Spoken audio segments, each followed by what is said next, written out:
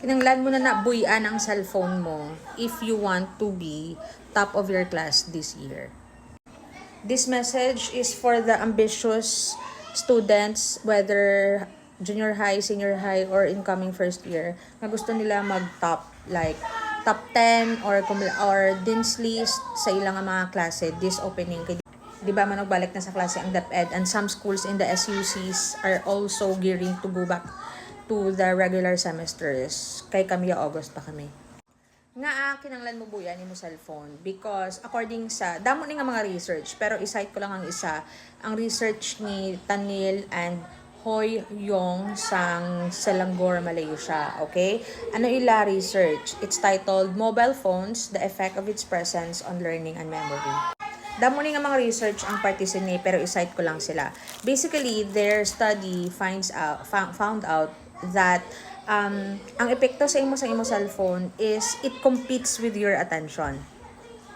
Okay, let that sink in. Nagakompetensya sa imo attention, and your attention is actually very limited. Very limited siya in a sense nga you can only pay attention to one thing. Multitasking is a myth, hindi na siya tuod. You can only pay attention to one thing. Kung ano ang ginatagaan mo attention, amo na ang tudok sa imo paminsaron. Now, if you're listening to your teacher plus you're holding your phone, hindi mo ma-fully absorb ang ginadiscuss ni teacher kung gakapot ka cellphone, because it competes with your attention. And again, you can only pay attention to one thing. Okay? So, if you are really serious in making this school year the best school year para sa imo academically, you want to reach the top, or you want to increase your number sa top mo, or gusto mo maging dean's lister kay incoming first year student ka, you need to forget your phone. Put your phone down and recalibrate your brain nga makafocus ka lang sa isa kung ara ka na sa classroom. Okay? Kag hindi lang kung nara sa classroom, dapat isanayon mo na imo utok nga wala ka nag-unay sa cellphone, because there are so many things that distracts you there. Bagkus, kung buyan mo imo cellphone, you focus on things that improve your focus and your memory.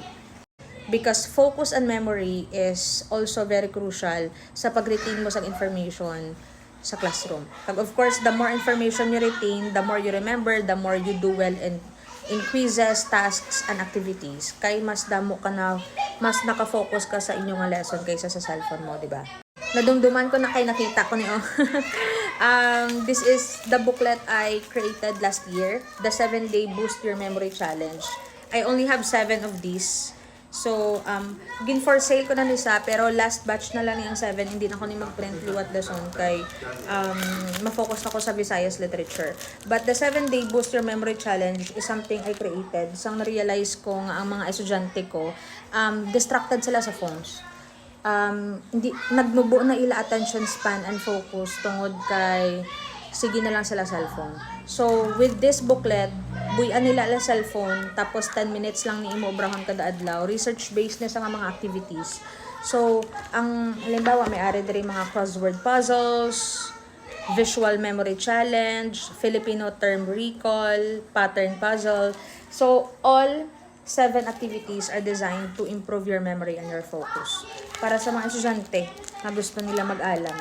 Because, being alam is the desire, but actually to do that, you need to improve your memory and focus. Amula mo na. So, I created this. I only have 7 of this para ni sa mga estudyante for senior high school and incoming first year students. So, if incoming first year college ka or senior high school ka, you want to improve your memory and focus, willing ka na nga buyan imo phone to improve your memory and focus, you can get this. Paunahay na lang I only have 7. I only have 7 of these. You can get this in 2 ways. You can PM me. You can PM me for order, or you can subscribe on my Facebook group for 3 months. Paid Facebook group. Barato lang man, 29 pesos per month.